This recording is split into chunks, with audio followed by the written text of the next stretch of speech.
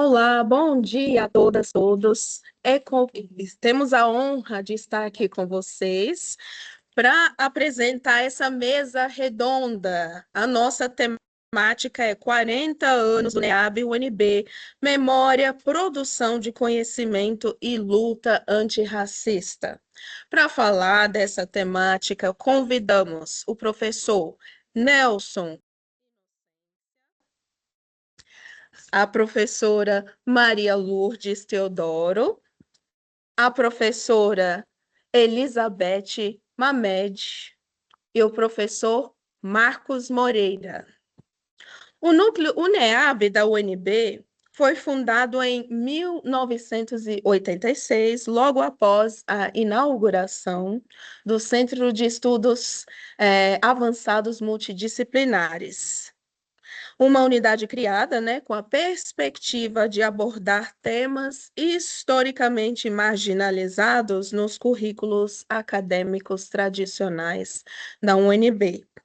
O NEAB é criado a partir da atuação de professores e professoras negras comprometidos com o desenvolvimento de pesquisas e atividades de ensino voltadas às relações étnico-raciais em um contexto universitário que invisibilizava intelectuais negros, estudantes negros, de modo geral, os corpos e saberes negros. Destaca-se a sua contribuição para a implementação do sistema de cotas raciais na UNB, adotado já em 2006, tornando a UNB uma das pioneiras nesse processo no país. Mas a gente tem alguns comentários em relação a essa questão, né? Vamos ouvir vocês. Posteriormente, em 2012, tornando a UNB uma das pioneiras, posteriormente, em 2012, o núcleo também contribui para a criação das bancas de heteroidentificação, instrumento fundamental para enfrentar fraudes no sistema de cotas. Atualmente, o núcleo mantém diversos projetos de pesquisa, ensino e extensão, tanto no âmbito da universidade quanto em diálogo com a educação básica. Entre suas frentes de atuação, destacam-se iniciativas de levantamento de dados e monitoramento da implementação da ERE, da PENERC, entre outros programas. Para os próximos anos, o NEAB da UNB projeta o fortalecimento da luta antirracista na universidade e na sociedade, com o objetivo de avançar na promoção da justiça socio-racial, na ampliação do acesso à educação e na construção de condições efetivas de equidade para a população afro-brasileira. Então, o objetivo dessa nossa mesa é discutir estratégias para alcançarmos essas metas, para conseguir conteúdos étnico-raciais nos currículos da UNB, monitoramento das políticas afirmativas relacionadas ao ingresso de profissionais e estudantes na UNB. Dessa maneira, passamos a palavra para o professor Nelson.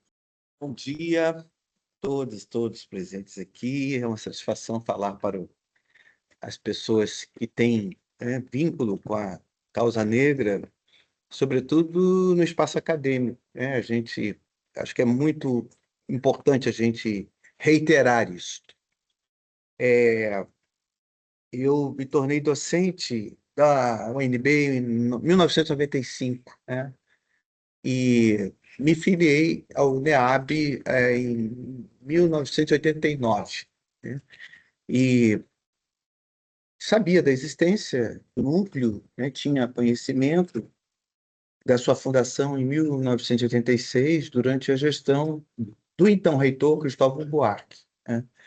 Que havia proposto a criação do Centro de Estudos Avançados Multidisciplinares, justamente por perceber que os currículos de outrora que também se parecem muito com os currículos de hoje, não tinham não abordavam temas extremamente contemporâneos, temas atuais e que eram de importância também para o conhecimento geral, né, do corpo discente, digamos assim. Então, como a professora Norma falou, o CIAN ele surge com esse propósito. Esse centro ele é composto por núcleos temáticos, né, os vários núcleos temáticos, né? O NEAB é fundado também no mesmo período de fundação do CIAN, quer dizer, o NEAB surge com o CIAN, né? No mesmo contexto. E nós vamos ter, por exemplo, o núcleo de estudo, o NEPEM, que é o núcleo de estudo das mulheres, o núcleo de estudos da identidade e memória, o NECOIM, vamos ter o núcleo de estudos asiáticos, núcleo de estudos amazônicos, núcleo de estudo da terceira idade.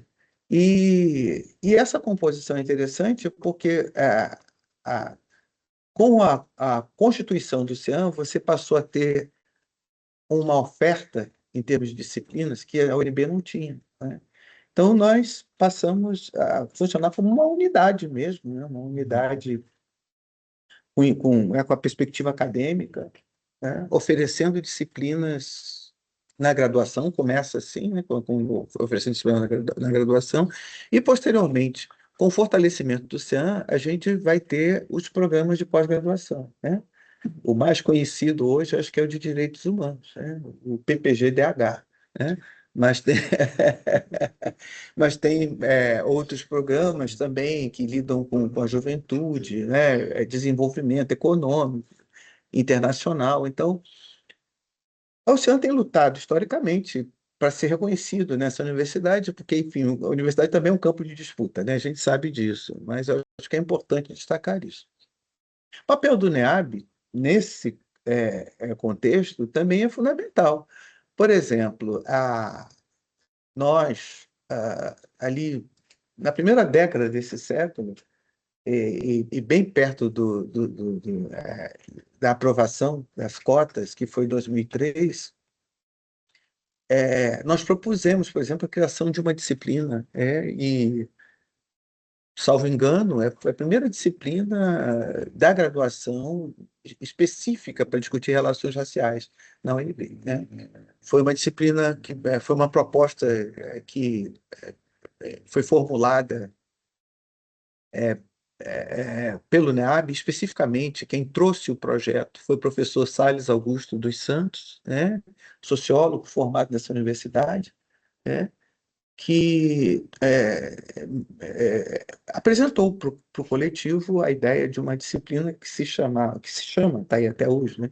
Cultura, Poder e Relações Raciais, né? Eu fui aluno da UNB na graduação e na pós-graduação. Eu não tinha notícia de nenhuma outra disciplina com essa especificidade. Então, acho que foi como a gente diz, né? Foi providencial, né, a criação dessa disciplina.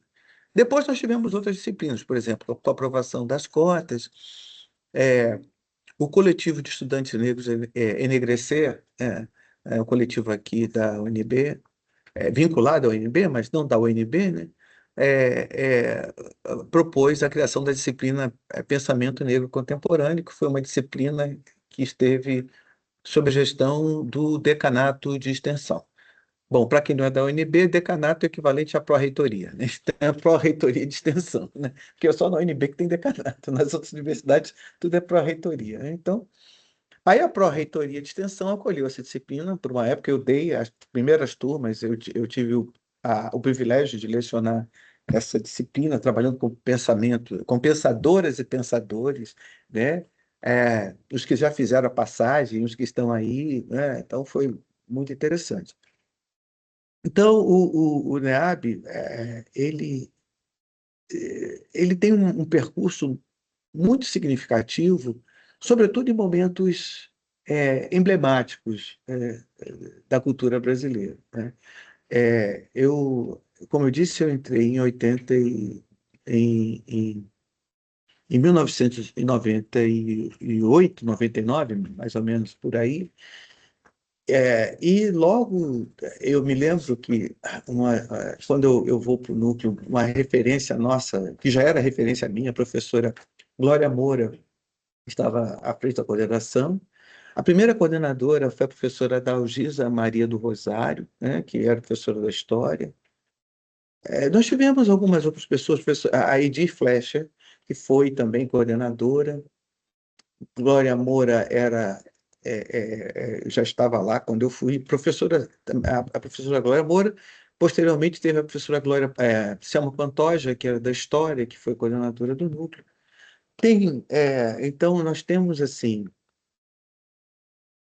O NEAB, na verdade, ele tem um processo muito interessante como núcleo. Porque vocês sabem, né, que os estudos afro-brasileiros no Brasil, se você pensar, né, desde Nina Rodrigues, né, desde o século, né, daquele famoso texto lá da revista Cosmos, em 1904, né, quando ele publica um texto intitulado As Belas Artes dos Colonos Pretos, né? Então você tem uma ideia dessa coisa, vamos dizer, inaugural. Os estudos afro-brasileiros nas universidades brasileiras no século passado, pelo menos na primeira metade, até o final da primeira metade do século passado, era algo que estava sob o domínio de intelectuais brancos e que não tinham, que não assumiam o debate racial, né? O debate das relações raciais. Então, quando a gente pensa hoje na BPN, nos CONEABs, no consórcio NEABs, a gente está falando de núcleos de estudos afro-brasileiros que fizeram digamos, uma virada epistemológica. Eu digo isso por quê? Porque nós passamos a entender que os núcleos eram nossos, sobretudo. Nós teríamos que ser hegemônicos dentro desses espaços de pesquisa, de estudos e pesquisas, né? E não só isso, que a gente precisava subverter essa ordem, essa noção de que os estudos afro-brasileiros teriam que ser, teriam que estar na mão de pesquisadoras e pesquisadores que não tinham sensibilidade, digamos assim, para a questão racial. Vocês sabem que no Brasil, por exemplo, foi muito comum, e até hoje, de uma certa forma, a gente sabe, né, que existem africanistas que não, né, são africanistas, entendem muito sobre o continente africano, mas não fazem qualquer questão de vincular as questões africanas ou afrodiaspóricas, né, ao debate, à discussão das relações raciais. Então, é fundamental entender que nós, no Núcleo de Estudos Afro-Brasileiros, nós conseguimos fazer esse movimento. Eu fui coordenador, acho que fui o coordenador mais longevo desse núcleo, né? Não por opção, mas por força das circunstâncias, né? Eu estava no momento em que a gente tinha pouca adesão, muito diferente do que é o NEAB hoje. Mas eu também, na condição de coordenador, eu tive, digamos, o privilégio de poder, justamente por estar na coordenação, o privilégio de representar a UNB, representar o núcleo em fóruns que foram importantíssimos, né? Eu cito aqui pelo menos dois momentos que eu acho, enfim, acho que ninguém tem dúvida que são fundamentais, até para a gente estarmos discutindo ações afirmativas em âmbito nacional, que foi a Conferência de Durban, né? Eu só fui à Conferência de Durban porque quando acontece a conferência, a coordenação, quer dizer, quem é responsável por ele, convidar a sociedade civil, representantes, tudo, era a Fundação Cultural Palmares, na época na gestão de Carlos Alves Moura, e eu estava à frente aqui do NEAB. Então, enfim, foi justamente por essa configuração, por essas circunstâncias, eu vou a Durban, participo da conferência de Durban, e ali eu tinha certeza de que a gente não sairia da conferência naquele mesmo estágio que o Brasil permanecia, né, de apoiar as convenções antirracismo, as convenções internacionais, mas de nunca fazer o dever de casa. Então, por exemplo, eu fui, né, a Durban, e também teve um outro evento internacional muito importante, que foi o terceiro encontro mundial, né, das artes e culturas negras, né? E foi no Senegal, em 2010. Estava na coordenação também, então acho que isso. Então, ser do núcleo e assumir a coordenação rendeu também algumas experiências muito ricas, né? Esse evento no Senegal, para vocês terem ideia, o primeiro aconteceu em 66, em Dakar, o segundo aconteceu em 77, na Nigéria, e o terceiro em 2010, no Senegal novamente. E, e termos ido também evidencia um reconhecimento, né? O reconhecimento do núcleo, né? O reconhecimento do núcleo pela sua. Nós também tivemos um papel de protagonismo na defesa das políticas de ações afirmativas. Todo mundo sabe que ali, por volta dos primeiros anos do século XXI, a disputa pela implementação das ações afirmativas nas universidades, de modo geral, inclusive e sobretudo aqui na Universidade Brasileira, era algo muito difícil, até porque todo mundo sabe que quem está na UNB sabe como surgiu esse debate, como surgiu essa questão. Então, por exemplo, para o NEAB foi importante nós definirmos uma conduta, uma postura, um posicionamento, mais do que isso, eu diria um engajamento na defesa da implementação das políticas de cotas. Então, assim, para a gente isso era uma coisa importantíssima. Nós conseguimos também, durante o período que eu estava na gestão, fazermos um encontro. Eu acho que o Moisés estava no encontro do consórcio de Neabes, não estava, Moisés? Porque Moisés é o nosso companheiro, fundador também da BPN, né? Fundador estava no primeiro congresso lá em Pernambuco. Então, a gente realizou um encontro aqui do consórcio, já nessa articulação, mobilização, fortalecimento da ideia do consórcio, de ampliação do consórcio. Então, a gente teve assim algumas experiências que foram, algumas não, várias, né? E eu narro assim, como eu disse, existem momentos muito significativos da nossa história recente em que o núcleo estava presente, né? É, fazendo um pouco dessa memória também, eu me lembro dos 500 anos, né, da ocupação, né, que se chama de descobrimento. Nós fizemos um seminário aqui nessa universidade, a professora Glória Moura estava coordenando, muito interessante, sobre os 500 anos, né, mostrando o ponto de vista das pesquisadoras e dos pesquisadores negros naquele momento em que o governo Fernando Henrique procurou celebrar, fazer uma grande festa. Quer dizer, a perspectiva oficial era exatamente essa de uma grande celebração. E nós fizemos um seminário aqui, né? Quer dizer, a professora Glória, né? Hã? Eu vi nesse. Você estava, né? Do ano 2000, né? Então, o título do evento é África é aqui, né? Quer dizer, aí a professora propôs esse título como para pensarmos as nossas Áfricas, né? Essas, a gente fala tanto do vínculo histórico, mas discernir, né? Saber exatamente cada vinculação, cada conexão, não é simples, né? Então, essa foi uma experiência que está na minha memória, desses eventos, desses acontecimentos, né? Sempre tivemos também muito atentas e atentos não só a política, mas a implementação né? Por exemplo, 2013, a Lei 10.639, nós fizemos formação, nós demos cursos de especialização com base na Lei 10.639, trabalhando com professores de educação básica, né? Isso tudo tá na memória do núcleo. A gente, nesses 40 anos que nós estamos fazendo, eu acho que uma coisa importantíssima eu, por exemplo, eu não tenho todo o material que foi produzido, material impresso, mas eu tenho alguma coisa, sobretudo porque eu pesquiso muito cartazes, né? Então eu tenho alguns cartazes que rememoram, que trazem de volta essa lembrança do nosso coletivo. Então, assim, sem me estender muito, porque são algumas falas, eu entendo que o NEAB, CEAM, o NB, ele continua sendo necessário. Eu espero que assim seja.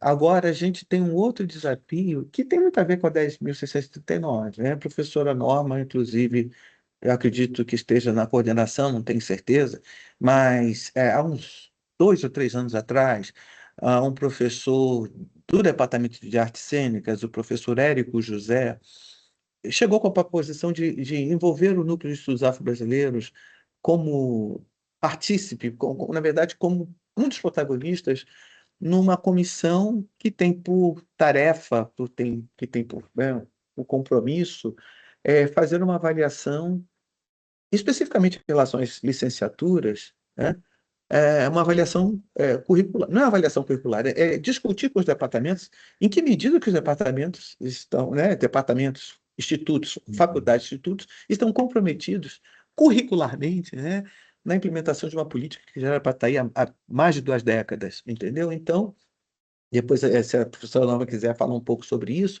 mas eu acho interessante porque tudo tem desdobramentos, né? A gente começou como núcleo, tínhamos algumas pessoas, alguns componentes, a gente cresceu, né? A NEAB hoje conta com uma participação expressiva de docentes, né? Participa, nós temos nossos colegas no programa de pós-graduação, nós temos disciplina do programa de pós-graduação do CEAN, né? E vamos tentando ampliar, né? Acho que tudo os desafios estão sempre aí. Eu tive agora, recentemente, na Federal do Maranhão, e soube lá no acho que é Centro Pedagógico Paulo Freire, o Núcleo Pedagógico Paulo Freire. No interior? Não, não, na UFMA, não, é em São Luís, né? E lá eu fiquei sabendo da primeira graduação em estudo das relações étnico-raciais. Uma graduação. Isso aqui no IB. Pois é, eles têm uma graduação lá. O professor Carlos Benedito, inclusive, pode falar melhor, que ele está aí, né? O professor Carlão, como a gente conhece, é uma referência do movimento, ele também fundador da BPN. Então, eles têm a primeira graduação em relações étnico-raciais, entendeu? E é isso. Em algumas outras universidades, a gente tem notícias de pós-graduações, né? Às vezes especializações, e é o que a gente quer também, isso é o melhor dos mundos, né? Para a gente seria o melhor dos mundos. Tá bom? Ainda bem que foi a primeira no Maranhão, não em Brasília. É importante que seja no Maranhão ou na Bahia. É verdade.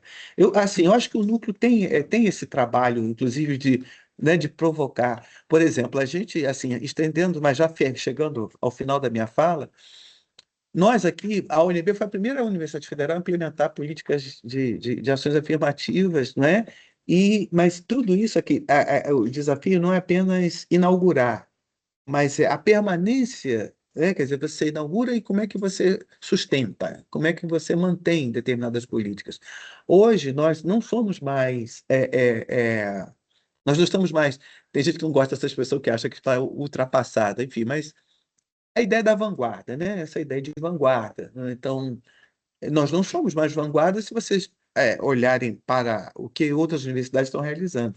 Por exemplo, a Universidade Federal do Recôncavo Baiano e outras universidades, elas têm hoje pró-reitorias de ações afirmativas, o que seria para nós um decanato de ações afirmativas.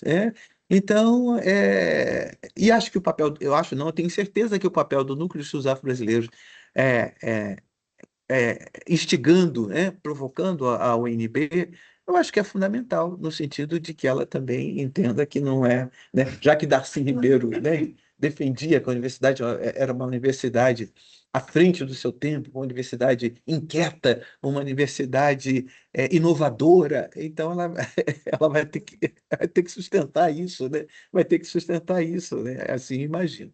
Tá bom? Então, basicamente, é isso. A minha fala é muito mais uma memória assim, organizar a experiência, organizar na minha cabeça algumas referências em relação ao núcleo.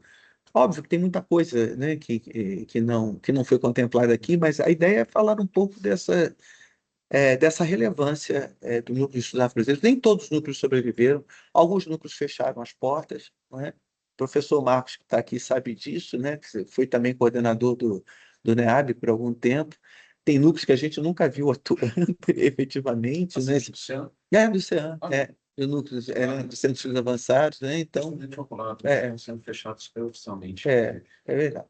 Então, basicamente é isso, e eu digo que foi para mim uma satisfação, apesar dos percalços, né? Porque tudo tem bônus e tem ônus, né? Tive alguns dissabores, vários dissabores, mas também tive experiências muito bem-sucedidas à frente do núcleo, né? Na gestão do professor Marcos, só para encerrar, a gente ainda estava definindo qual seria a identidade visual do NEAB, né?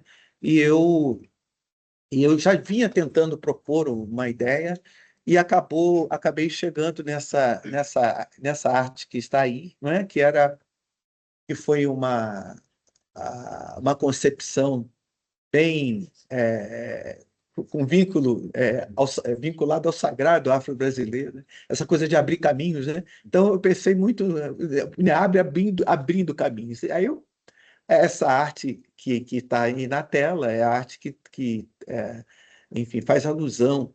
Aí cada um na sua tendência, né? Pode ser Exu, pode ser Inzila, pode ser Legba, né? Se você for de Orixá, se você for se você for de Inquice, se você for de Vodun, né? Aí depende. Mas a ideia é essa, né? Um tridente, ou usar a logo da UNB, né? Usar a marca da UNB para criar, para fazer essa conexão com o nosso sagrado e, ao mesmo tempo, com a ideia de que a nossa pesquisa, os nossos estudos abrem caminhos, né? A pesquisa afro-brasileira, a pesquisa afrodiaspórica, a pesquisa afro-atlântica, africana, como a gente preferir, ela efetivamente também abre caminhos. Tá? Então, é basicamente isso que eu queria dizer. Obrigado e desculpe pelo alongar das minhas palavras. Professora Maria de Lourdes Teodoro é psicanalista, escritora, poeta, foi professora daqui da UNB, do Instituto de Artes, ao longo de muitos anos. É uma ativista negra desde muito jovem, conhece vários países, levando o trabalho, fazendo projetos de extensão no continente africano, na Europa. Ela é multilingüe, fala francês fluentemente, inglês, uma grande potência. Por favor, venha, professora Maria de Lourdes Teodoro. Bom dia ainda, né? Então, bom dia a todos e todas. Obrigado por estarem aqui. E eu agradeço muito a coordenadora do Núcleo de Estudos Afro-Brasileiros, professora Norma Diana Hamilton, pelo convite para estar com vocês nessa mesa. E, para mim, é de grande importância também, porque ela também marca, né, a minha chegada na Universidade de Brasília e o meu vínculo com o CEAM, antes, primeiramente, né, Centro de Estudos Avançados Multidisciplinares, criado pelo professor Nelson de Paula Pires, a convite do então reitor, professor Cristóvão Buarque.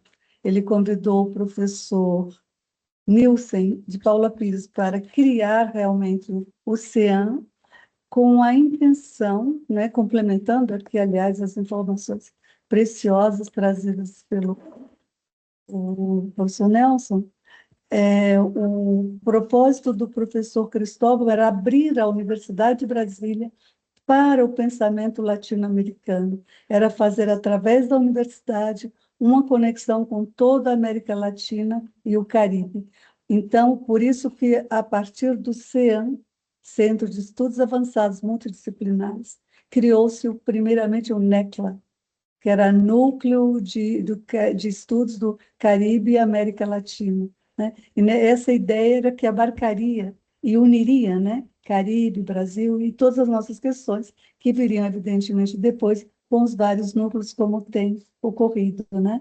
Mas isso é só uma complementação a tudo que já foi dito, e depois eu vou voltar ainda a esse assunto, mas o que eu propus realmente como minha contribuição para o Congresso foi uma experiência que tive como psicanalista, né? Eu me aposentei do Instituto de Artes da Universidade de Brasília e fiz uma ponte, me tornei psicanalista logo depois de um doutorado, onde eu fiquei em Harvard por um ano estudando arte e psicanálise. A questão é que eu já havia introduzido aqui no mestrado em arte e tecnologia uma introdução à psicanálise, e eu não me sentia, de fato, muito preparada, né, para aquele trabalho, embora me interessasse muito, mas me faltava tempo para construir essa conexão mesmo entre arte e psicanálise, né? E então o meu doutorado foi nessa, o pós-doutorado foi com essa ideia de preencher, né, essa lacuna, coisa que é meio normal quando a gente vai passando por mudanças na vida e na história acadêmica, né, com as circunstâncias que tive. E então, ao trabalhar por um ano em Harvard, aconteceu que durante um ano eu tive o privilégio de ter 2 seminários sobre Jacques Lacan, um teórico e um clínico. E nesse momento, eu já havia feito 6 anos de escola lacaniana, de psicanálise e análise pessoal 4 vezes por semana. O que significa que eu estava muito motivada ao fazer a leitura do Lacan na biblioteca e ter esses 2 seminários, né? Isso foi, assim, de uma potência muito grande na minha realidade pessoal, profissional, emocional, e tudo que eu queria depois disso era realmente ocupar o lugar de analista, sabe? Assim, talvez pudesse conviver com a vida acadêmica, mas a psicanálise tinha ganhado grande prioridade depois dessa experiência.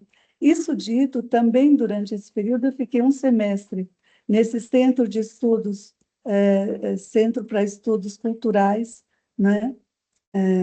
E depois disso eu fui convidada para o Du Bois Institute para Estudos Africano-Americanos, Du Bois Institute for African American Research, pesquisa, aliás, né? Então, com o Du Bois, eu acompanhei a questão, sobretudo questão de relações interétnicas, né, ou interraciais, como quiserem, entre,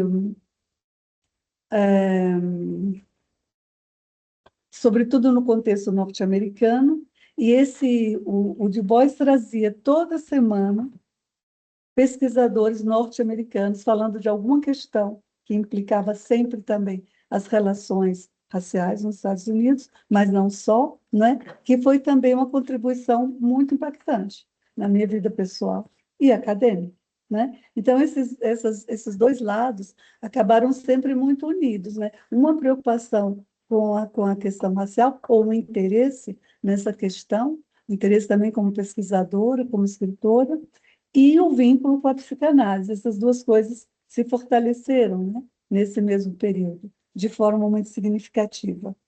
E ao assumir o lugar, né, de psicanalista, ao voltar para Brasília, eu, desde um primeiro momento, desde o primeiro passo, né, a minha preocupação foi também fazer um trabalho de escuta daqueles que nunca são escutados. E eu me ofereci como voluntária numa instituição que atende, que acolhe, né, crianças e adolescentes, né, que vai de criança muito pequena até 18 anos. E me inscrevi ali como psicanalista voluntária.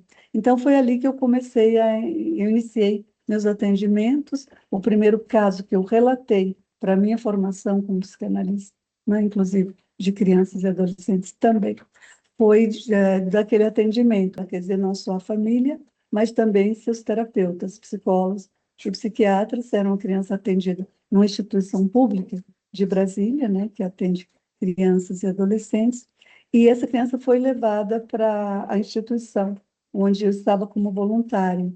E ao escutar o depoimento das profissionais da área que se ocupavam da criança, da mãe social e da mãe biológica, eu percebi que ninguém falava na criança, mas apenas nos danos que a criança trazia ao seu ambiente familiar, né? Era uma criança destrutiva, agressiva, revoltada, né?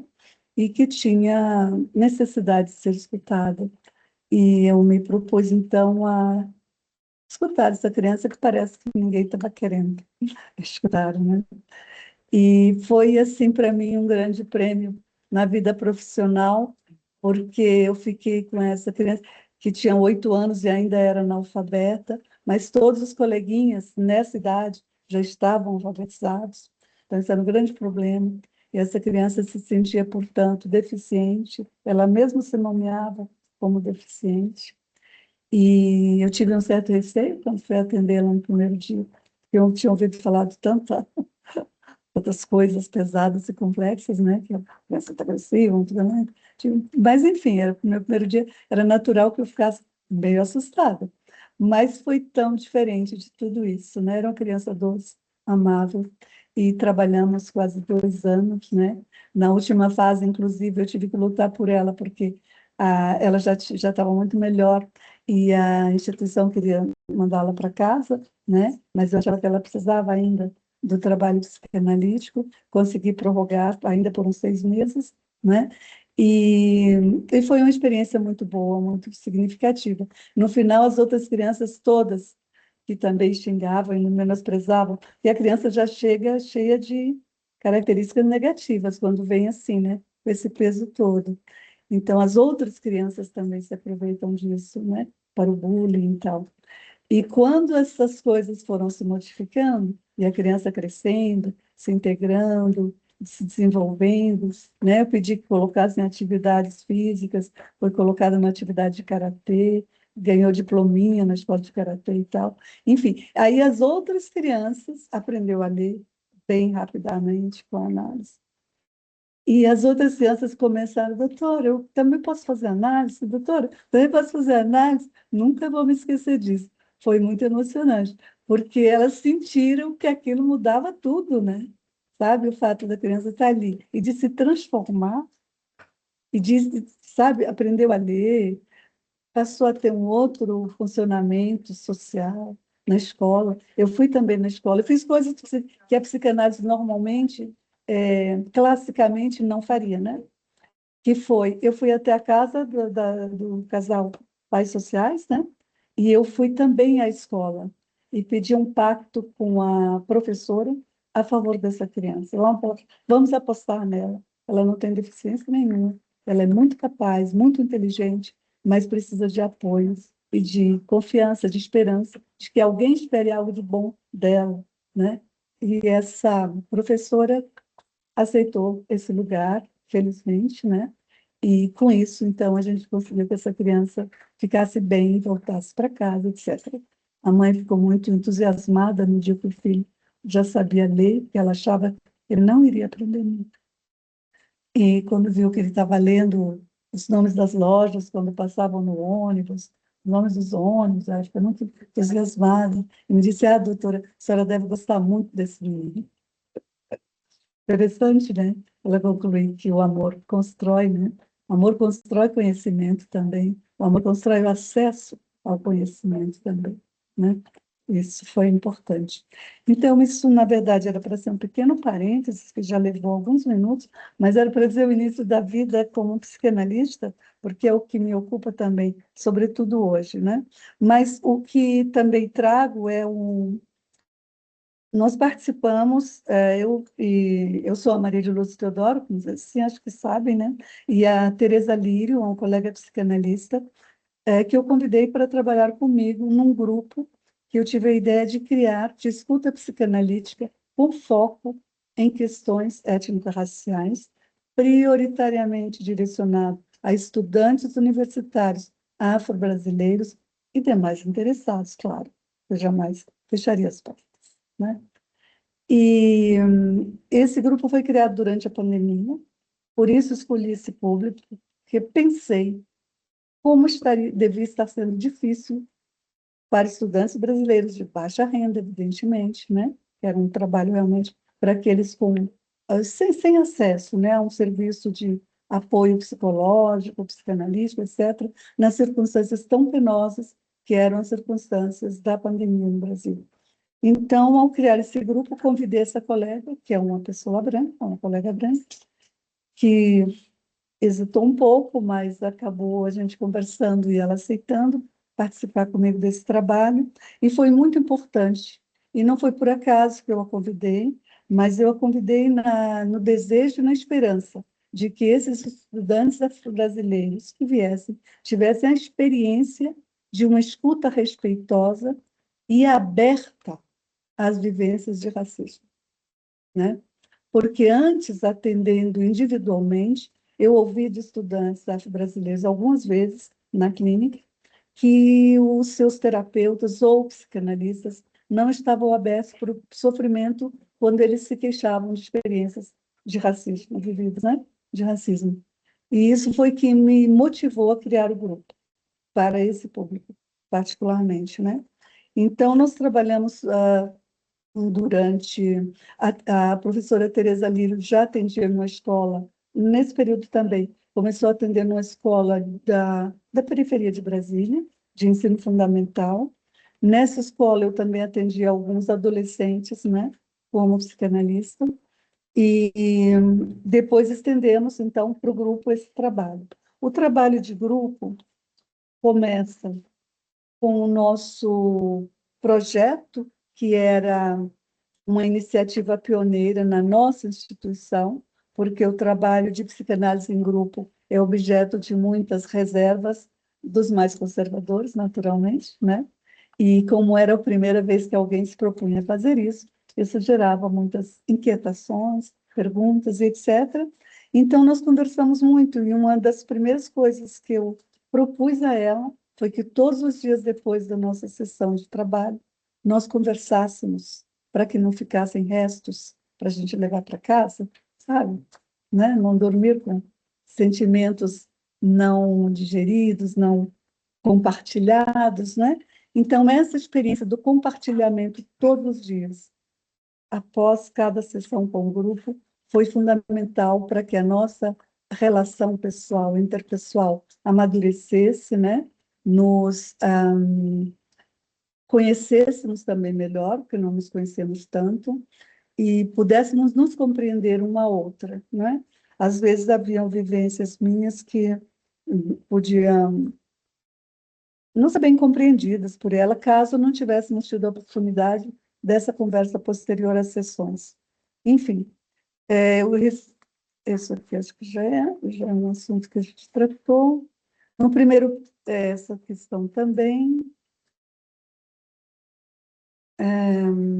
Os nossos desafios, né, a organização do grupo, como trazer, né, a psicanálise para esse espaço online, que era um outro desafio para mim. Eu tinha uma visão bem conservadora.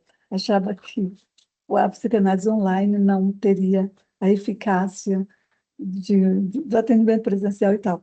Realmente não é comparável, é sempre melhor presencial, mas é viável e também traz seus frutos, sem a menor dúvida, né? Os membros desse nosso grupo vinham dos estados do Norte, Nordeste, Centro-Oeste e Distrito Federal. Isso garantiu, aliás, particularmente uma riqueza muito grande no sentido de escutar essa particularidade afro-brasileira, né? Até onde, sabe? Existe, como perguntou, acho que talvez a própria Tereza, existe um para-além do racismo, né? Como que fica em diferentes regiões do país? Amapá, São Luís, Pernambuco, sabe? Brasília. Como é ser afro-brasileiro no contexto da pandemia e ser um estudante universitário com essa condição, digamos, né? Com essas características. Então, nós explicamos, claro, a eles, né, que nós não tínhamos como garantir 100% a privacidade das suas falas, devido ao meio ser um meio tecnológico, e embora nós buscássemos todos os cuidados para garantir a privacidade, a segurança, não tinha como garantir 100%, né, que era um ambiente 100% seguro para as suas falas.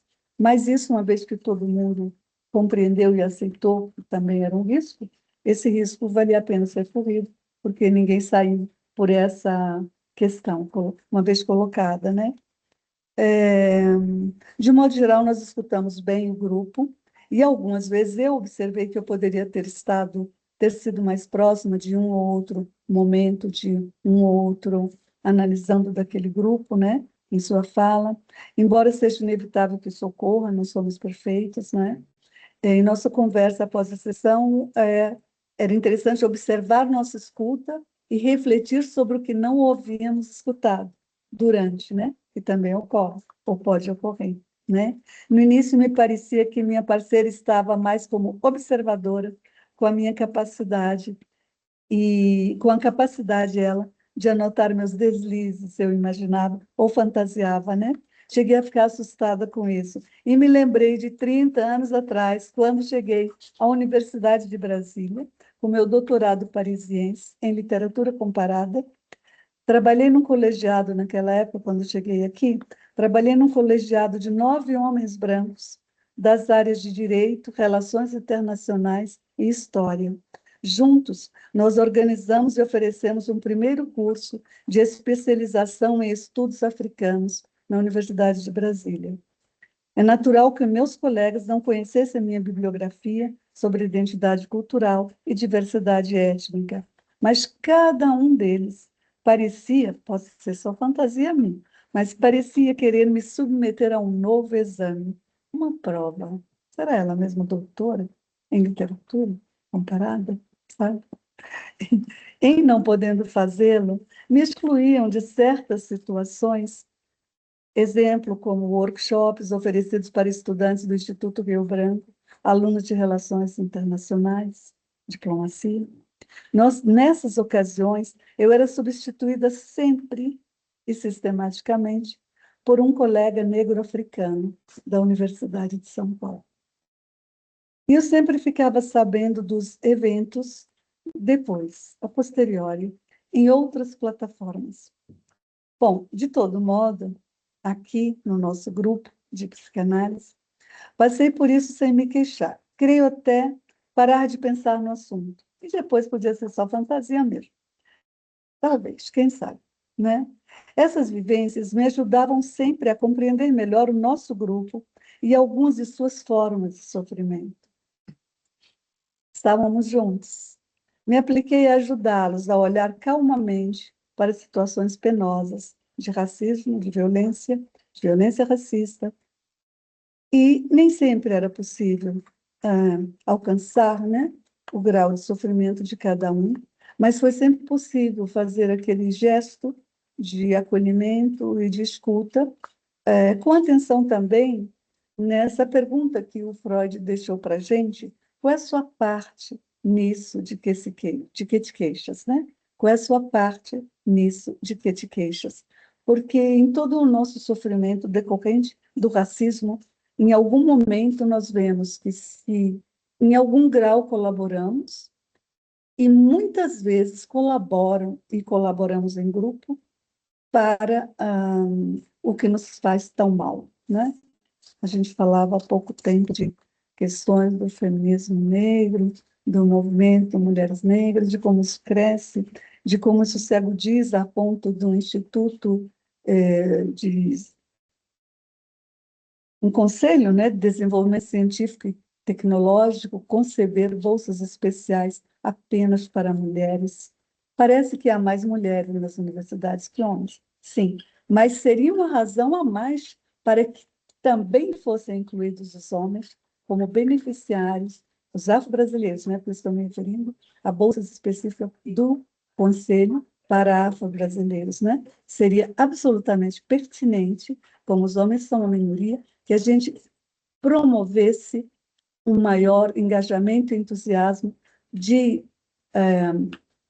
pessoas já graduadas nas universidades fazerem especializações, mestrados, doutorados, como afro-brasileiros, como bolsistas do CNPq, por serem afro-brasileiros, recebendo e participando, portanto, desse movimento positivo que é oferecido particularmente às mulheres. Que sejamos beneficiadas, eu acho ótimo, mas que os homens sejam excluídos, eu acho péssimo e acho que é politicamente atrasado e perigoso, né? Mas, então, a experiência na universidade me leva também, nos anos 80, para acompanhar, né, o centro, a fundação mesmo do Centro de Estudos Avançados Multidisciplinares e a colaborar com o Núcleo de Estudos Afro-Brasileiros da maneira como me era possível, a partir do Instituto de Arte. Mamãe, você me ajuda aqui? Eu vou passar rapidamente alguns slides, apenas para registrar algumas das atividades que nós tivemos aqui e deixando aí para vocês apenas a lembrança dessa nossa participação psicanalítica na pandemia, mas o texto completo está encaminhado já para os organizadores desse congresso e quem tiver interesse provavelmente poderá ter acesso oportunamente. As imagens que eu vou mostrando para vocês, eu vou passar rapidamente, mas elas marcam os anos 80, né, na Universidade de Brasília. Pode ocorrer que haja, talvez essa, não sei, uma revista de 1995, Mas podemos ir passando as imagens. Nessa Humanidades tem um texto meu, acredito que, sobre... Nossa, como assim? Vai para outra. Sim, isso é uma carta que eu escrevi em 1995, em janeiro, quando foi eleito Fernando Henrique Cardoso, que é uma carta aberta escrita a ele, sugerindo políticas públicas de Estado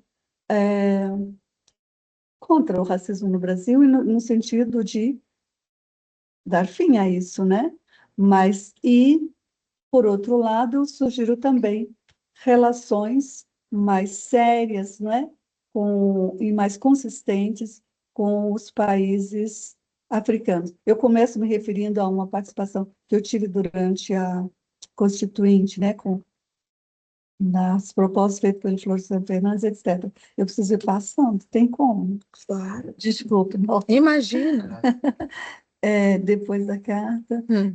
Enfim, esse texto, Negritude e Tigritude, está nessa revista. Negritude e Tigritude está nessa revista e explora textos de escritores afro-brasileiros, africanos, sobretudo sul-africanos, né? E onde eu me refiro também à semelhança do sentimento dos escritores afro-brasileiros, sobretudo de São Paulo, comparando com escritores sul-africanos, falando de Joanesburgo, sabe? Da capital, né? Da África do Sul. Sim. Certo? Uhum.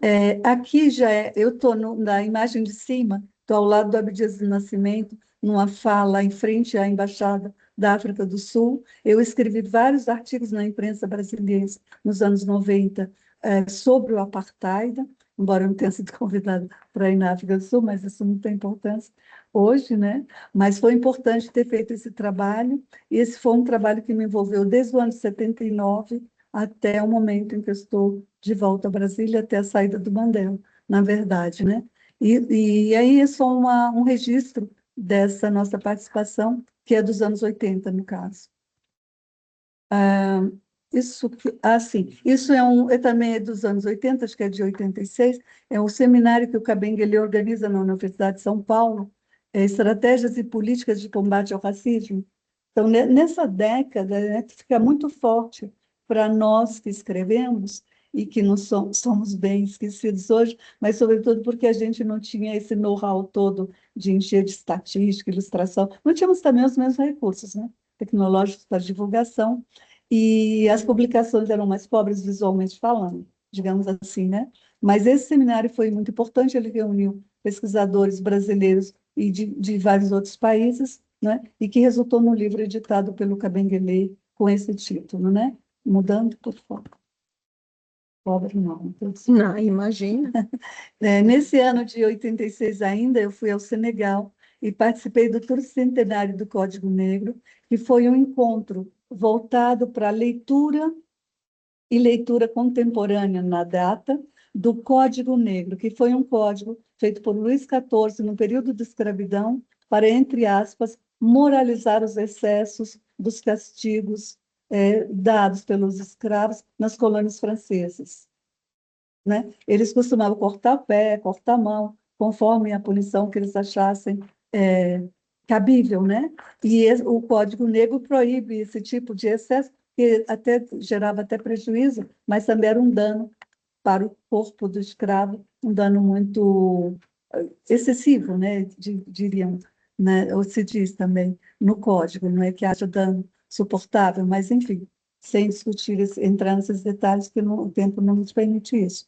Mas o registro do tricentenário do Código Negro, para mim, pessoalmente, foi uma outra dessas grandes experiências, muito enriquecedoras. Tinha ali pesquisadores de praticamente todos os países africanos e de vários países, né? Inclusive uma historiadora do Brasil. Eu fui convidada porque eu participei da equipe que organizou esse encontro, quando eu ainda era estudante em Paris, com o Mário Pinto Andrade, angolano, hoje falecido, e o sociólogo, nossa, acaba de esquecer o nome dele, mas estava se me lembrar, eu digo depois, e éramos os três a pensar, porque a Unesco tinha uma verba, mas não sabia como usar essa verba. Então, nós pensamos o que seria interessante, e a ideia foi que Engurece fizesse esse colóquio internacional, né? Por isso, 2 anos depois, porque isso foi em 84, que a comissão se reuniu e fez a proposta, né? E estava no Brasil, já nem pensava mais nisso, pensei que tivesse me esquecido também. Era uma coisa que tinha um lado um pouco informal, mas aí me chegou a passagem, a informação, que era um convite para participar desse colóquio, né? Foi assim, bem impactante, porque havia pesquisadores ali, já bem idosos, que haviam inclusive entrevistado pessoas que testemunharam ainda a caça de africanos para serem escravizados, né? Que se tornaram escravos nas Américas ou no Brasil, por exemplo. Então, ouvir daquelas pessoas esses depoimentos é uma grande experiência. Houve um texto também que comparava o apartheid com a escravidão, texto de uma jurista senegalesa, a Madame Beth Cissé, que foi também bastante importante para mim. Passando, mandando para outra imagem, por favor. De alguma maneira, tudo isso para mim também se vincula ao fato de eu estar na universidade, sabe? De eu ter um vínculo também com o SEAB, SEAB, sim. Também eu havia sido membro também do SEAB, Centro de Estudos Afro-Brasileiros, né? Bom, eu já vou falar. No NEAB, eu gostaria, né, com o apoio da professora Freitinha, do professor Nelson, do professor Marcos, a gente organizar Tá bom, beleza. Isso. uma cerimônia de titulação de professora. Como é que chama? Professora emérita, que dá um UNB. Lembra quando eu ouvi da Lélia Gonzalez? Lélia Gonzalez. Isso. A Lélia Gonzalez foi honoris causa. Honoris causa. A Lélia e a Sueli Carneiro. Isso. Você está propondo professora emérita, que também já parece que está encaminhada, não tenho certeza, da Glória, professora Glória. A professora. Já outra história. Então, a gente vai. Ninguém. Seria um caminho muito espinhoso e difícil, porque eu voltei de Harvard e logo depois eu me aposentei. Essa titulação para Você pode fazer um congresso sobre a obra da Lucas também. Sim. Mas, perfeito. Gente, vocês estão me confundindo. Para com isso. Vamos voltar por ali? Deixa eu terminar, por gentileza. Olha só, eu tenho poucos registros, mas eu trouxe o pouco que eu tenho. O boletim da UNB, eu não sei se ainda é publicado, acho que ainda é, né? Então, esse boletim da UNB... Esse é de 86, NECLA, Núcleo de Estudos do Caribe e América Latina, promove debate sobre África e Caribe, percebe? E aí esse é um debate no qual eu estou participando. Então. Ai, meu filho, eu não enxergo mais e nem li. Daqui não dá para ver. Peraí. Não, tá vendo? Na tela estamos eu, o Nilson de Para Pires, Paula Pires e Jacques Dadeschi, à esquerda. Nossa. Né? E isso é um primeiro encontro que a gente faz de África, Caribe, sabe? Que é essa ideia do NECLA, né? Ainda antes do Núcleo de Estudos Afro-Brasileiros, percebe? É porque tinha a ideia... que o NEAP surge na UNB do NECLA. Sim. Eu não conheço ninguém que tenha escrito algum artigo sobre isso, né? Sobre isso. Eu sou posterior. Porque Lutz está lecionando na década de 80. Na década de 80 ela era mestrando. Exato.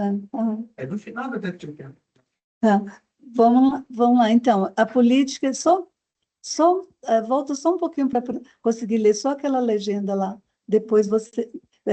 tá bom. A política do apartheid foi um dos temas discutidos no seminário. É porque eu estava bem voltada também, né, para a questão do apartheid. Né? Então, eu sempre trazia e comparava, mas parece que não chegava muito nos ouvidos das minha plateia brasileira, particularmente. O vínculo, sabe, entre uma coisa e outra, não chegava para as pessoas. Talvez parecesse para nós afro-brasileiros que a África do Sul era um horror. E aqui não seria tão horroroso, percebe? Mas continua até hoje. A ilusão acho que permanece, né? Assim, pronto, vamos passar para o outro, por favor. Pronto. Mas esse é mais para registrar e para vocês verem, né, que tinha uma... Essa informação foi muito importante. No ano de 87, esse é o ano seguinte, acho que é o ano em que eu sou contratada pela Universidade de Brasília. Eu chego no Instituto de Artes e encontro todo o prédio, que é um prédio baixo, branquinho, todas as paredes, não só uma, com Morte aos Negros. Essa está na entrada por onde eu entrei. Morte aos negros, viva o apartheid, negros fora. Esses três slogans estavam pichados em letras garrafais, né? E foi a primeira vez que eu senti frio na barriga e medo mesmo de me matarem, quando eu entrei no Instituto de Artes. Porque era muito forte, assim, ver isso ali, e sabendo em que situação eu estava, né? Já tinha penado para estar ali, já tinha penado para não estar num outro lugar, na mesma universidade. Então, me senti realmente ameaçada, objetivamente ameaçada, né? E, por isso, a partir daí, a gente muda de página. Isso aí voltou para trás sem querer, mas não se preocupe, está tudo bem. Quando eu cheguei da França, o primeiro lugar onde eu mandei carta para várias universidades, tá, do Brasil, e, e mandei para o Abdias também. E a primeira pessoa que me ofereceu trabalho ao voltar foi o Abdias Nascimento, que estava no Instituto de Pesquisa e Estudos Afro-Brasileiros em São Paulo. Vocês podem ver lá o nome das pessoas, tá? A Lélia está participando, Lélia Gonzalez e outros, sabe? Estão participando. Joel, Helena, Lélia, Muniz Sodré, Dalmir, Minas, né? João Batista, que é da USP, a gente trocou muito figurinha, Marco Aurélio. Marieta Gomes, que é a viúva do Leão Gontrão Damas. Marieta Campos Damas, né? Viúva do Gontrão Damas. Milton Santos e Djalma Correia, que é músico, né?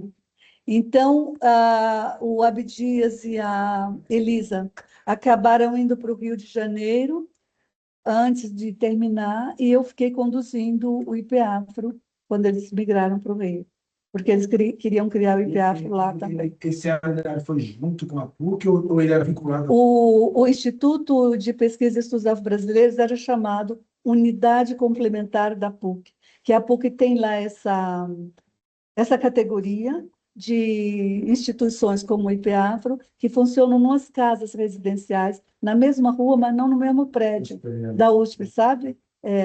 Então, é isso, o Instituto era uma dessas unidades complementares, funcionava numa casa em frente, mas as atividades aconteciam no espaço, nos auditórios da PUC.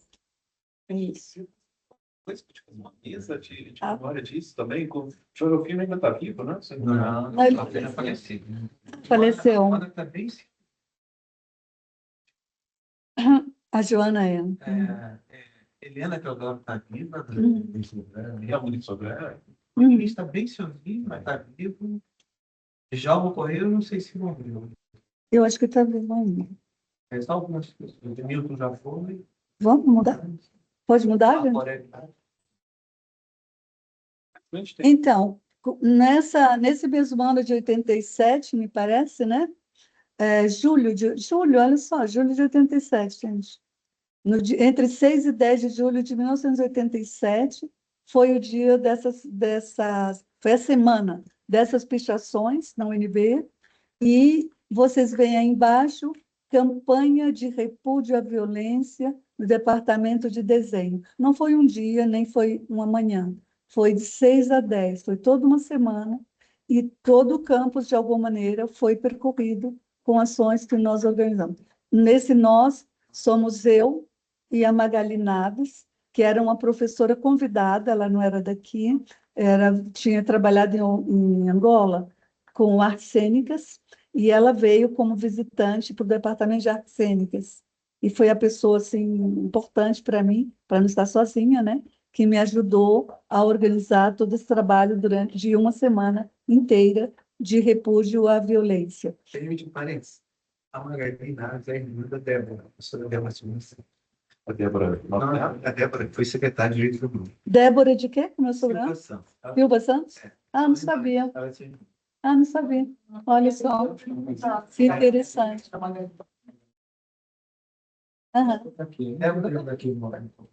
Então, ai, que bonitinha, parecia um passarinho. Terminando, concluindo, certo? Concluindo quase. Eu quero mostrar, sobretudo, os dois, acho que tenho dois, cartaz. Esse cartaz foi feito na gráfica do Departamento de Desenho por mim e os funcionários de lá. Valdir. Foi a mão na massa. Foi a mão na massa. O Valdir é um grande apoio. Vamos passando que o tempo acabou. É o último aqui. Esse foi o último? Ah, então não consegui o outro, porque tinha um outro que foi feito para a mesma... Esse aqui é um outro, né? Imagens por uma Identidade, que acompanhou a exposição. Devia ter botado o nome, todos os poetas aí, porque todo mundo me lembra. Pergunta, eu não me lembro de todos. Sei que o José Jorge participou, o embaixador de Moçambique, que também era poeta na época, e outros eu escolhi. Eu peguei poetas africanos e afro-brasileiros, e nós fizemos os poemas em textos grandes, sabe? Em caracteres grandes, e em cartaz também, desse tamanho maior, né? E expusemos na Biblioteca Central dos Estudantes, durante toda a semana. Então, o nome de quem? O artista visual fez essa imagem. Foi uma aluna do VIS, uma aluna do Instituto de Artes Visuais que fez. Berta, deve ser isso aí mesmo. É, ela que fez o cartaz. Então, para dizer para vocês que a minha participação ali, né, junto ao NECLA, CEAM e o próprio Instituto, foi o que sempre trouxe a questão de relações raciais, de racismo, né? E, para não ficar só nisso, evidentemente, que não gosto, nem ficaria, eu trouxe vários embaixadores africanos para falar de arte africana, cultura africana, valores culturais africanos, várias vezes, né? na universidade. E quando foi criado o núcleo, eu fiz várias atividades no núcleo, né? Mesmo sem ser, como se fala? Coordenadora e tal, não sei o quê. E aí não aguentava, porque o Instituto estava sendo formado, nós éramos um departamento, a gente trabalhou muito para virar Instituto, sabe? Todo dia. Gente, é isso, eu agradeço a atenção de vocês. Se preferirem, a gente parte, então, para o debate e a gente encerra, né? Então, a professor Nelson havia mencionado no final da fala dele, ele mencionou uma comissão que foi criada a partir do lobbying ou dos trabalhos do professor Érico José, para conseguirmos uma comissão aqui na UNB para conteúdos étnico-raciais. E ele pediu para eu falar um pouquinho, só para dizer que, infelizmente, no início a gente fizemos um grande evento convidando professores, entrei em contato com o próprio DEX para chamar coordenadores de curso, para a gente conseguir uma transformação do currículo, incluindo uma disciplina obrigatória de ERER em todas as faculdades, todos os cursos daqui da UNB. Infelizmente, não tivemos a adesão das coordenações dos cursos daqui da UNB. E tivemos promessa de 2 institutos e, em relação aos demais, não conseguimos. Ainda, psicologia prometeu inserir essa disciplina obrigatória até 2027. Disciplina de ERE obrigatória. O Instituto de Letras também disse que irá implementar, mas não deu um prazo. E aí, mas a comissão continua as conversas com os institutos, com as faculdades. Ok. É só para essa homenagem a um cara que, na minha infância, foi muito importante para mim, que era o Flavinho Flávio Carneiro, se eu não me engano, que era, numa das entrevistas dele em Juiz de Fora, ele falou que queria ser muito... Lembra que eu te falei dele? Que ele queria ser respeitado na história do movimento negro. Eu não sei como se ele é conhecido ou não, mas em Juiz de Fora, o Flavinho da Juventude, que era o sambista da escola de samba. E eu acho que ele, sinceramente, ele foi muito importante na minha infância, eu te falei, eu acho que para várias crianças negras no bairro, na cidade. E eu acho que de uma forma ou de outra ele está na história do movimento negro, mesmo que ele não esteja em catálogo. Sim, tem pessoas anônimas. Você consegue anônimas que... Enquadrou? que foram tão importantes nas nossas vidas.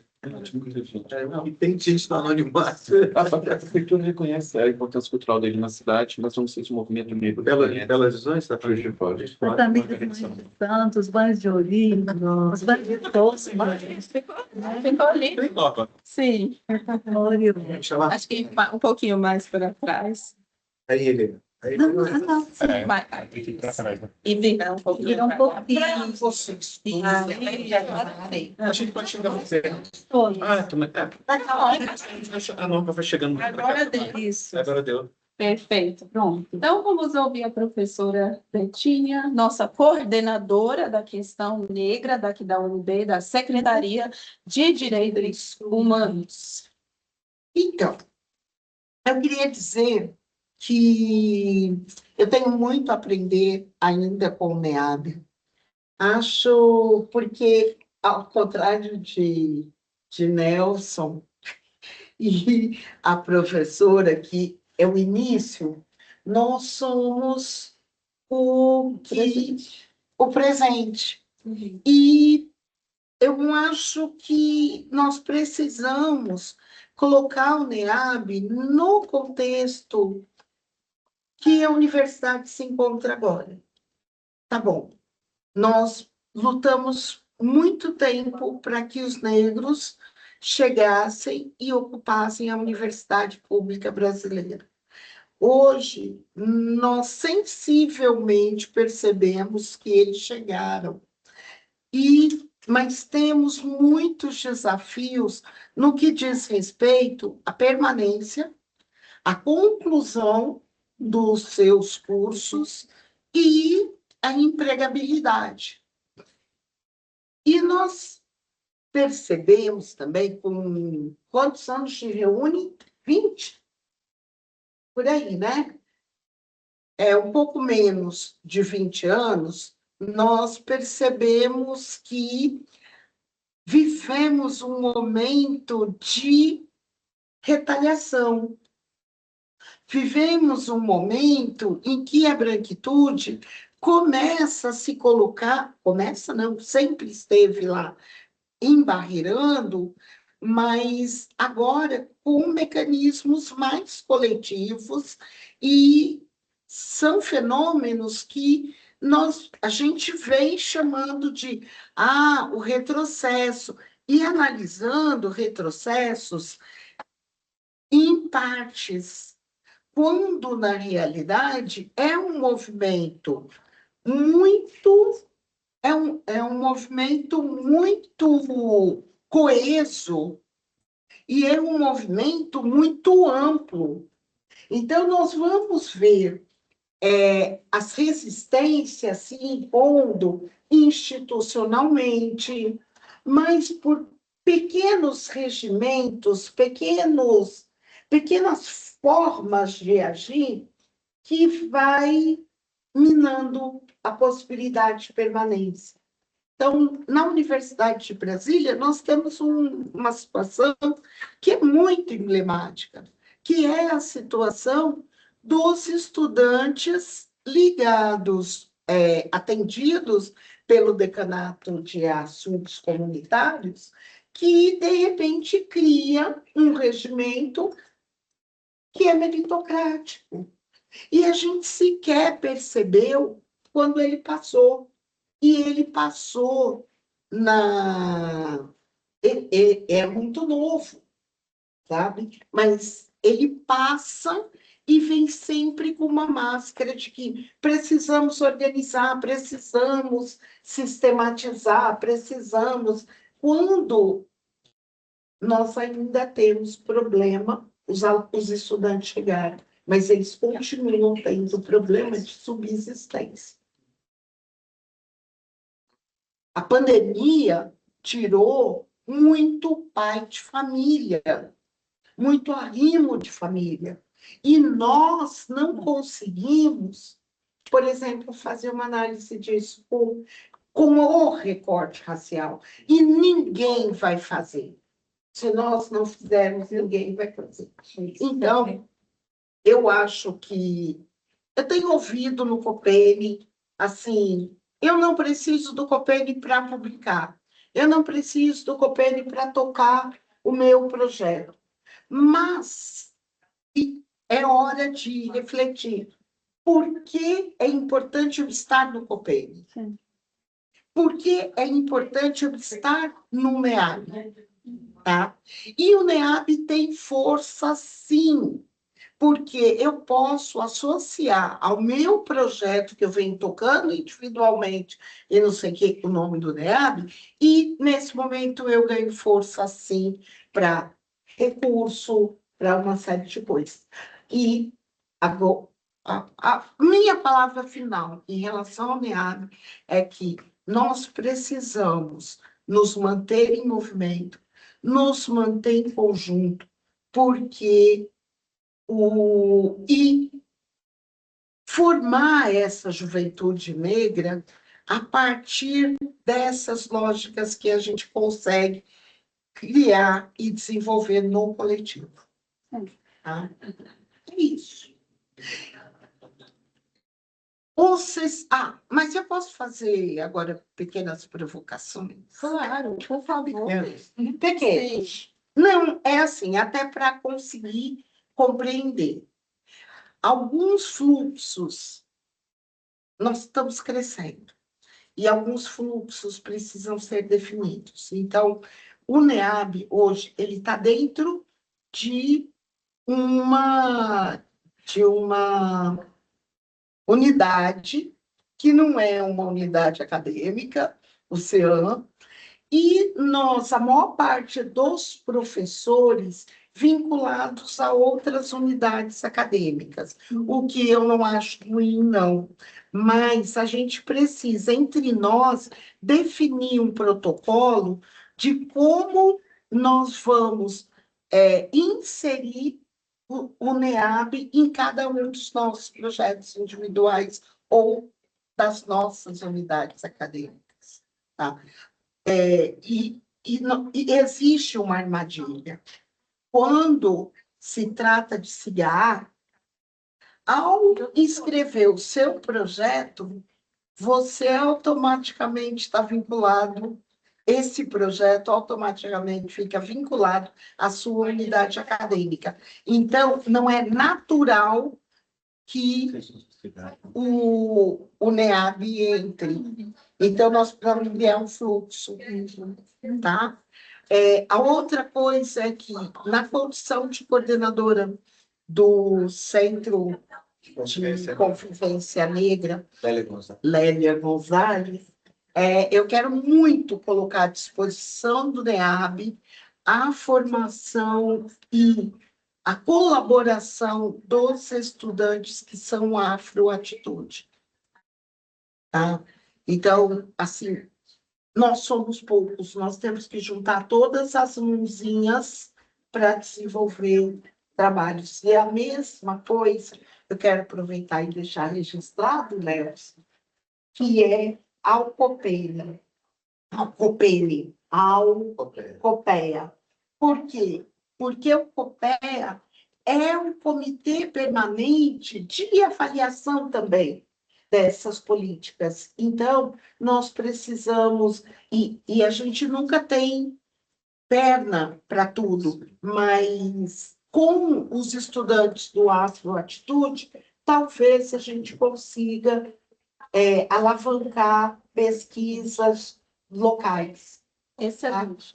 Porque estamos buscando criar um observatório no NEAB, né, para acompanhar as ações afirmativas e desenvolver vários projetos, né, de pesquisa. A gente criou recentemente um grupo no CNPq para a gente tocar esses projetos. Então, muito obrigada, né, pela... Eu não acredito que você não vai falar nada, Marcos. Moisés. O Marcos falou. O professor Moisés gostaria de falar antes da gente encerrar? Eu gostaria de falar e formular um convite. Isso. Ainda tem um convite para nos fazer. Sim. Não, eu fiquei super satisfeito de estar aqui, né? Foi o Nelson que me falou ontem na mesa. Eu fui já diretor de 2 núcleos de estudos brasileiros, o da Federal de Alagoas, que é um núcleo muito antigo também. Ele é um núcleo de 81. Talvez com essa nomenclatura seja o mais antigo no Brasil. Os outros, né, com a nomenclatura diferente, seja o da Bahia, Centro de Estudos Afroasiáticos, o da Canto Mendes, e também na USP, aquele centro de estudos que tinha na USP, mas que eu fui durante um período, 5, 6 anos, acho que 5 anos, coordenador do Núcleo de Estudos Afro-Brasileiros de Alagoas, da UFAL, e era um núcleo que tem coisas muito próximas aqui da UNB, esses núcleos mais antigos, né, das temáticas, mas lá tem um núcleo, ele teve a especificidade de ser o núcleo responsável pelo processo do tombamento da Serra da Barriga, né? Zezito Araújo, né? Então, os seminários de uma comunidade era muito forte no núcleo, né? Estudos afro-brasileiros, então o FAO, e embaixadores africanos, nacional, ele se reunia muito em torno do núcleo estadual brasileiro por causa do tombamento da Serra da Barriga. Então, para mim, foi uma escola assim, muito importante. Eu fui passado depois, nesse período, eu não era núcleo, eu era mais jovem, né? Depois é que eu passei a ser professor na UFAL a partir de 94, né? Mas eu assumi o núcleo em 2000, né? Então foi um núcleo que me deu um aprendizado muito significativo, né? O núcleo da UFAL, uma história que tem o núcleo da UFAL, né? Desde o início dos anos 80, com a participação do Abdi, Lélia Gonzalez e outras, né? Durante a década de 80 toda, com o tombamento da Serra da Barriga e o Memorial Zumbi. É daí que surge a Fundação Cultural Palmares, né, no centenário da abolição da escravatura. Então, é um núcleo que tem toda uma história, né? E, ao assumir o núcleo, nos anos de 2000, né, na UFAL, a gente tem uma relação muito forte aqui com a UNB, né, no início dos processos de maior articulação entre os NEABs, que eram muito poucos naquele período, eram praticamente 20 núcleos, então a gente teve aqui na UNB um primeiro encontro dos núcleos de estudos brasileiros, que era uma coisa junto com a Fundação Cultural Palmares, né? E era o início, depois desse período, um pouquinho depois teve a eleição do governo Lula, e aí a pós-conferência de Durban, aí tem toda uma efervescência que vai levar à criação do consórcio dos núcleos de estudos brasileiros, mas tem nesse período a criação da BPN, em 2000, no Congresso em Pernambuco, né, na Federal de Pernambuco, e que daí vai se estruturando aos poucos, né? A BPN ela nasceu com o nome, mas muito pouco estruturada, né? Levou muito tempo para se estruturar, e a gente tive com o Nelson, foi com o Nelson da diretoria da BPN, a partir do Congresso do Maranhão, né, de 2004 a 2006, a gestão da Dilma, né? Era eu, Nelson, a Lúcia, o Wilson Marcos, né? E a Eliane Borges, que já faleceu, nossa companheira. Então, hoje aqui conversando a rememorar um pouco essas histórias foi muito, muito interessante, né? Sim, sim. Então, eu estou super satisfeito de estar aqui com o Nelson, com a Maria de Lourdes também, vocês, né? Eu acho que a gente precisa, eu tenho pensado muito, eu acho que a gente tem uma juventude que entrou por cotas na universidade, e acho que a gente tem um perigo muito grande, eu falei isso outro dia para o Zé Jorge, a gente tem um perigo de ruptura de memória, assim, uma juventude que entra sem beber das memórias dos processos que geraram todo esse processo, inclusive da própria BPN, um congresso tão grande como esse. E acho que a gente tem uma responsabilidade aí de ver com a BPN de como poder, né, produzir, alimentar essas memórias. Eu conversei com o Salles ontem também sobre isso, e acho que esse tipo de mesa, de conversa e de trabalho, é muito bom que a gente faça isso de maneira melhor estruturada dentro da BPN, para que esses jovens que entraram por cota possam, né, se nutrir desse campo de memória ancestral nossa, né, da BPN, dos nossos processos organizativos, para que a gente possa passar uma espécie de bastão, mas com a força da memória que foi gerada, que é fruto desses processos né, dos anos 70, 80, né, 90, e acho que o NEAB da UNB tem muito a ver com isso, né, com esse processo, inclusive, da institucionalização das cotas, esse debate, né? Então, eu acho que isso a gente está precisando com uma certa urgência para que a gente não perca, a gente tem tantos recursos hoje tecnológicos, então eu acho que está precisando de projetos nessas iniciativas em torno dessa memória mais recente, para repassar isso para os jovens que estão na universidade, que entrando por cotas. Então, a mesa de hoje, eu acho que ela traz essa responsabilidade, né? Mas também traz muitas informações. A professora Maria Cruz, eu acho que trouxe coisas muito sensíveis ali. Eu fiquei muito tocado ali com aquelas imagens de morte aos negros. É no período de criação do NEAB daqui, né? Aquilo dá uma certa dor, mas nos remete àquele contexto, né? Inclusive do fim do apartheid, né? Então, eu acho que isso é uma coisa muito importante, né, para a gente estar pensando sobre, né? É isso um pouco. E quanto E o convite? E o convite? Hoje à tarde, 2 da tarde, a gente está com uma atividade cultural agora, que a gente concedeu o doutor honoris causa Ana Vasconcelos, músico pernambucano, há 10 anos atrás, 10 para 11, e a gente tem um vídeo, né, documentário desses 10 anos do doutor honoris causa, vai passar agora na DUME, né, lá a DUME que chama? A DUME. Associação de Docentes, agora às 2 horas, a gente vai estar passando esse daqui a pouco.